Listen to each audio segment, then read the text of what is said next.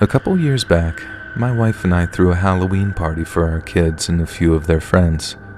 The deal was we'd entertain the kids until around 8 that evening, then they'd head off to their respective friends' houses to finish their nights off with Halloween sleepovers. But in turn, that allowed my wife and I to throw a grown-up Halloween party. It had been both our favorite holidays growing up, and since we'd promised to spend the holidays with my wife's side of the family, we threw the All Hallows Eve bash to spend some time with mine. It was definitely a family affair, just not quite wholesome enough to warrant having the kids in the house. Anyway, the party's fantastic. Everyone has a great time, and my parents had agreed to spend the night in our spare rooms, so they didn't have to worry about driving or getting a cab home. That meant my father and I ended up huddled up around the fire pit at around 1 in the morning, finishing off any beer that we could find while making each other laugh and telling each other stories. Then, at some point, I asked Dad if he knew any spooky campfire stories. I wasn't seriously asking him, it was more like I asked him sort of half-jokingly because it was technically still Halloween night. But then, as it turned out, Dad did have a creepy story to tell me, one he'd somehow kept secret from me for almost 35 years. My dad grew up in small-town Ohio, and he eventually moved back to Cincinnati where he met my mom and had us kids. But for college, my dad went to UC Irvine, which is out in California, about 30 miles south of LA. He said that he loved it out there. He knew that he wanted to come home at some point, but said his days as a beach bum are some of the most treasured memories of his youth. I knew that already, of course, but what I didn't know was that my dad used to date some smoking hot windsurfer chick that he met on Newport Beach. He said that during the summer of 1982, his buddies and him headed down to the beach to throw a ball around when they saw this sign advertising windsurfing lessons. The two instructors were this tall, wiry, dark-haired guy and then this absolute fox with a mess of golden blonde hair, stunning eyes, and this deep, rich tan from all her time spent in the sun. My dad said that he and his buddies found a spot for their stuff and then started to throw the football around, but all Dad did was walk off towards the windsurfing instructors and talk his way into getting a lesson from old Blondie. Dad said he hated windsurfing, but that it was a great way to get close to the instructor, and then once he was satisfied that there was mutual attraction, he asked her out and they started dating. Dad said that she seemed wonderful at first, but that after about a month of seeing each other, he realized that she was in some weird love triangle with her roommate and some professional windsurfer that she'd met on a trip to Hawaii. My dad explained that at first he'd trusted that the roommate was just that, a roommate. But over time it became pretty obvious that they were romantically involved. Blondie told my dad that they used to have a thing together, but that they were nothing more than roommates by that time and that he didn't have to worry. Dad said that he wanted to believe her, but by the time the professional windsurfer entered the picture, he realized what was going on. He didn't mind her dating other guys. They weren't like official or anything like that, but what he did mind was all the duplicity, I guess. She hadn't been straight up honest with him from the get-go, and that, as they say these days, was a huge red flag. I absolutely cannot picture my dad breaking up with some smoking hot beach babe. Like, I would absolutely need to see that to believe it. But either way, they stop seeing each other and Dad eventually moves back to Cincy and starts what became our family. And now cut to 1994. I'm 6, my little brother is 3, and for my dad, the memory of Blondie and her weird, deceptive love triangle was a distant one. Then one day, he opened up a newspaper and there she was. He said that he didn't recognize her at first, to the point that he just thought the name was a coincidence. But nope, there was no coincidence. The woman in the newspaper was the very same one he'd briefly dated while in California, and her name was Dana Sue Gray. For those of you that are unfamiliar with the name, Dana Gray murdered 3 older women in early 1994 and used their credit cards to go on shopping sprees. Once she realized that there was a manhunt for her, she cut all her blonde hair off and dyed it black. but the cops still caught up with her and she was sent to prison for murder. Dad said it was obviously very shocking, that he felt deeply for the families of those affected, but that he never felt like he was ever in any danger. I guess he just didn't fit her victim profile, or whatever the cops might call it, and she obviously wasn't ready to kill by that point because she waited 12 years to do it and killed 3 in as many months. But then, what my dad said creeped him out so much was that he actually wasn't all that surprised. He was surprised Dana had killed anyone. That was definitely a shock to him, but it was the way she did it that seemed very in character, so to speak. Dad said that, especially toward the end of their relationship, it became obvious that Dana simply didn't think that rules should apply to her. She seemed to have this idea that she could do whatever she wanted and then just get away with it, possibly on account of her good looks. Dad said it was scary to think that this irritating but very minor personality disorder had basically grown and grown until one day Dana thought that she could murder old women, then go on shopping trips with their credit cards, and the law just wouldn't catch up to her. It makes me think that psychological stuff like that is almost like a cancer. You either deal with it when it's small and manageable, or you let it grow and spread until one day it's just far too late to do anything about it, and what used to be one tiny flaw has taken them over completely. Hey guys, thanks so much for all the support. If you haven't subscribed to the channel yet, please feel free to do so. Messages from my ex. My name is Spencer Green. I'm a 27-year-old baker who works in East Manhattan. Oh no, I'm not an unhappy single man.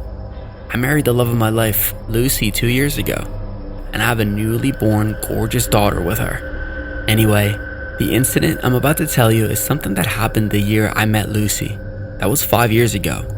I got reminded of it in the morning when I was working in the bakery and heard 2 young lads talking about getting into a Facebook scam. No, my story is not related to a Facebook scam, but yeah, it's related to Facebook though. It was one night when I was scrolling through Facebook when I received a notification that said that someone had sent me a message. I checked, and it was from the girl I dated in the final years of high school, Mary. And the reason that I broke up with her was that I caught her cheating on me with not just 1, but 2 other guys. Now, Mary's someone I still don't want to have anything to do with or even a formative conversation with, so I ignored her texts. I don't know why I didn't think of blocking her right away, but I should have. I continued scrolling through my phone, and that's when I got the urge to use the bathroom.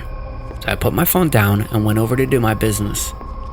On my return, when I checked the phone, there were 20 message notifications from her, in which she was apologizing and saying that she would do anything to have me back, including things like she knows that I still have feelings for her, and that was the reason I did not block her right away, knowing that it was her. And I thought that if she thinks that that was the case for me not blocking her, then I should do it right away. After blocking her, I went over to scrolling through Facebook, and that's when I got another notification. I got a text from a different account, and it was Mary again. And she was angrily asking me, how dare I block her? Again, I did not reply to any of her messages and just blocked her right away, giving her the hint that I wanted nothing to do with her. Which she did not get, because 2 days later, I got another message from a different account, and the message read, "No matter how many times you push me away, I will keep coming back and breaking your boundaries because I love you." I know what she might be thinking while sending this. She might be thinking that this is somewhat romantic, but it was not. I only found it creepy. This time I got frustrated by the constant messages, so I decided to reply. "I think I made it very clear that I do not want anything to do with you, so stop with your messages. It's irritating me." After this text, I blocked her again. For a few days, I did not receive any more messages on Facebook, so I thought that she finally gave it a rest. But one day, when I went home from work feeling tired, I found the lock of my front gate broken. So I immediately ran inside and searched around to see who broke in. The moment I walked into my bedroom, Fixation filled my mind from what I was looking at. It was Mary. She had decorated my room with red roses, and she was lying on my bed in the scud herself. That sight was sickening in itself, just to make me feel nauseated. I quietly walked over and grabbed her hand. She looked at me smiling and thinking I would get seduced by her nastiness, but I jolted her from my bed and dragged her outside. After doing that, I went to my room, collected her clothes, and then went back to throw them on her face. I'm leaving you just by a simple warning, but if you do something like this again, I will report you for breaking into my house. As I said that, she stood there while looking at me with a mortified look. It was good if she felt embarrassed by her actions. She should have been, but I don't think she felt that way. Instead, she felt humiliated enough to falsely report me for something I did not do. The next day, 2 police officers came to my house to question whether or not I harassed my girlfriend. I immediately understood what was going on and tried explaining every single detail to the officers about what had happened. But instead of believing any of my words, they gave me a warning that it should not happen again.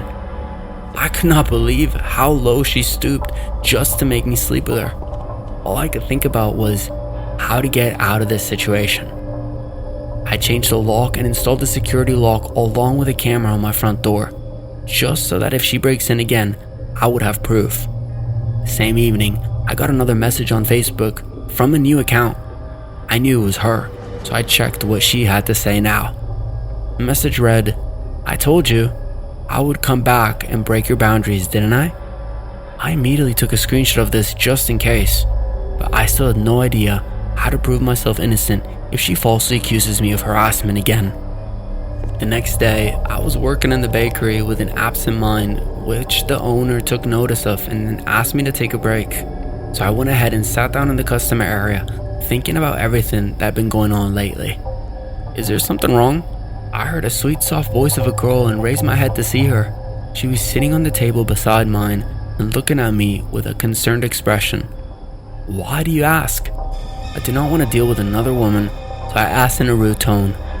"No, it's just that I've been sitting here for the past half an hour and watching you that you haven't even touched your coffee during that time," she said, and looked over at my coffee, which had become cold by now.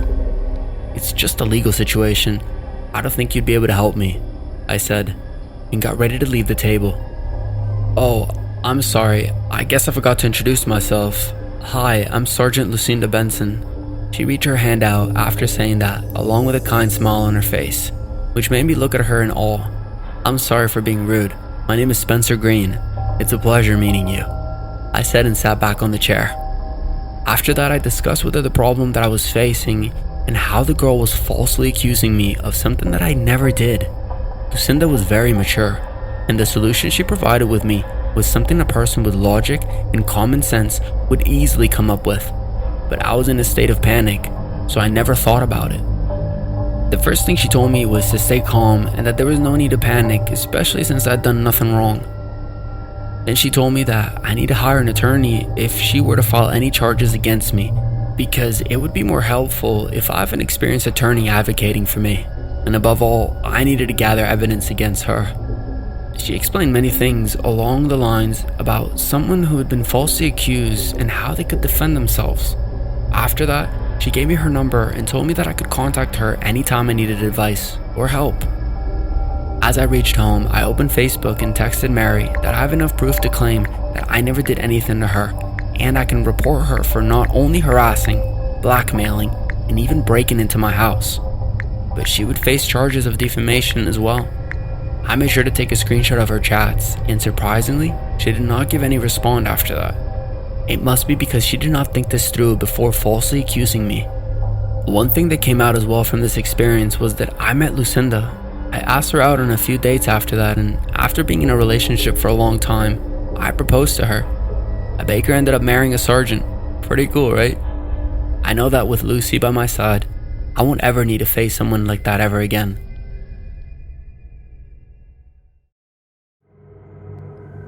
It's been almost 10 years since I suffered the horrors of being stalked, and I still have nightmares about it.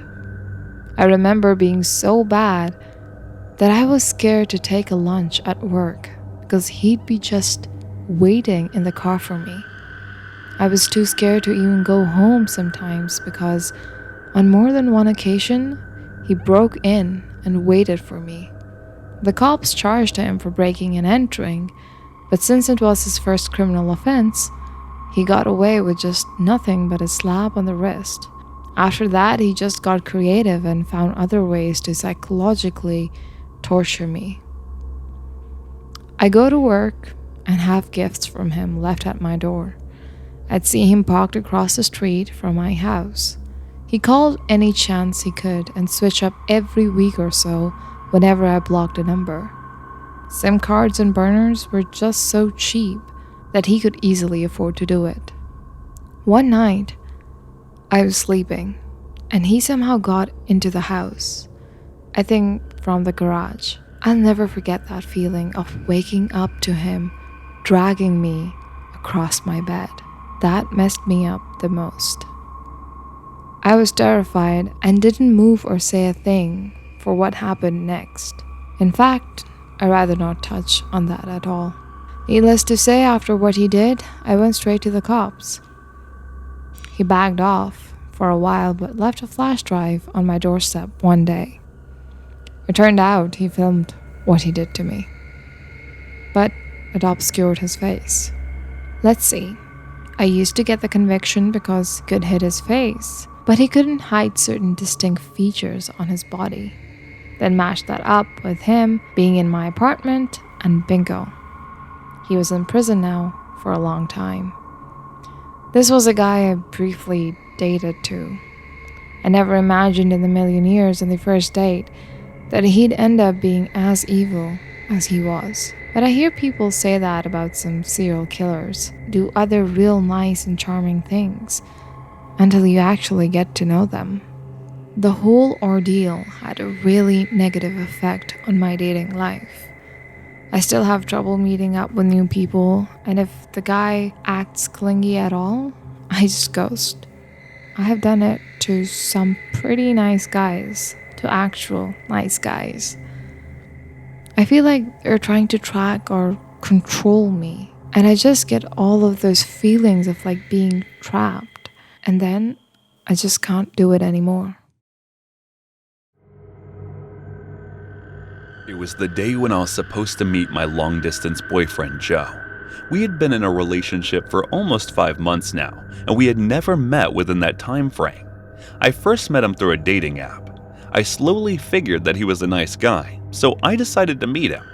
I told him that I would go over to Whittier, Alaska where he lived. I had already packed my stuff 3 days before this day and was ready to go, so I headed out from my home and called a taxi. After getting in the taxi, I took a selfie of myself and sent him. He replied with a cute heart emoji.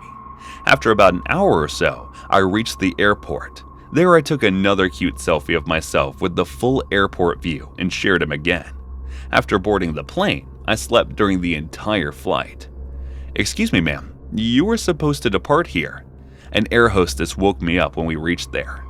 I had already booked a hotel for my stay, so I took a cab and went there. I called Joe, but his phone was engaged, so I went to take a shower to remove the travel fatigue from my body. After the shower, I checked my phone and saw messages from Joe saying that he would be waiting for me at the restaurant at 9 p.m. He had sent a cute emoji along with the address of the restaurant. There was about 2 hours left, so I quickly got dressed and put my makeup on. After that, I wore the cutest shoes I owned and I had brought with me. I called a cab and told him the address I wanted to go, but his response was a bit weird. He canceled the ride. I tried calling multiple cabs, but they all denied. And finally, after half an hour, I found one driver who was ready to go. I got in the cab but was creeped out by what he said to me. "Listen, ma'am, it's not like it's any of my business, but the place you are going, just be careful." I reached the place on about 8:55 p.m., so I wasn't late at all. I looked around, and that place was giving me weird, creepy vibes. There was absolutely no one around that area, as if it had been abandoned for years. So I tried calling Joe. Again, his phone was engaged. As I disconnected the call, a message popped up from Joe. "Just come inside. I'm waiting for you." I looked over toward the restaurant and I was still having that feeling inside. It was like my mind telling me to stop and don't go there. But I still walked toward the entry gate. As I was walking, my each step felt heavy to me. I opened the gate and the door opened with a sound. There were many people inside and all of their heads turned toward me at the same time. I was feeling more and more anxious by the time. I found Joe sitting in the left corner seat looking at me with a serious face, which was weird because he was never a serious person. Joe is one of those guys that would make you laugh even during a serious conversation. I smiled, waved at him, and started walking there. But as I was walking, I noticed there were many people there, but no one was talking, and everyone was eating the same weird, unappetizing looking dish. I sat there at the table where Joe was sitting and greeted him, but he was still looking all serious and not saying anything. Whenever I spoke, everyone's heads would turn towards me, which made me feel anxious and agitated. The waiter came to take our orders, but I did not even take a look at the menu yet, so I picked it up, and there was already one dish on it. It was the same one that everyone was eating, so I asked him if I could ask the chef to make me a hamburger. He looked at me with an annoyed and weird expression, but still nodded. Joe did not order anything, and he was still not saying a single word. The waiter went to the kitchen, and I turned my focus toward Joe. "Are you mad at me or something?" I asked him, but he did not speak or lift his head to talk to me. At the same time, the waiter returned with the exact same dish in his hand from the menu that everyone was eating and placed it in front of Joe, and he immediately started eating it like he was possessed or something. I asked the waiter how much time it will take for him to bring me my burger, but he did not reply and went back to the kitchen. I started to feel annoyed from Joe's reactions because the place was creepy enough to make me feel scared, and I thought that it would be even worse if he was pulling some kind of crazy prank on me. I also had a random crazy thought that it was not him, so I decided to go from there without letting him know. I excused myself from him, saying that I needed to inform my parents that I had safely reached. Joe nodded his head, and this time I was sure that this is not Joe, because Joe knew that my parents were dead and I had grown up in an orphanage. As I went outside the restaurant, multiple notifications popped up. It was from Joe. There were about 20 calls and messages asking where I was. I looked back at the restaurant, and it wasn't there. Instead, there was an abandoned building there. I saw the same cab driver who was still parked there. I asked him why he hasn't left yet, so he replied, "Weren't you here to take pictures or so?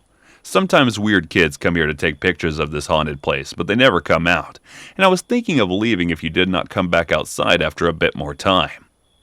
I got in the cab and asked him to hurry back to my hotel. When I reached, I called Joe. This time, his phone got connected. He was so angry, he told me that I never reached the address he texted me, and I was not answering his calls either. Apparently, he waited for me about 2 hours and then left. I told him everything, but he did not believe me, saying that this place I was talking about does not exist at all. After that, I checked my phone. The address was different from before. The messages from before were also gone. I checked the cab driver's numbers, and there were only those numbers who denied taking me there, saying, "Give me a real address, man, and don't pull a prank over me. I'm canceling this ride."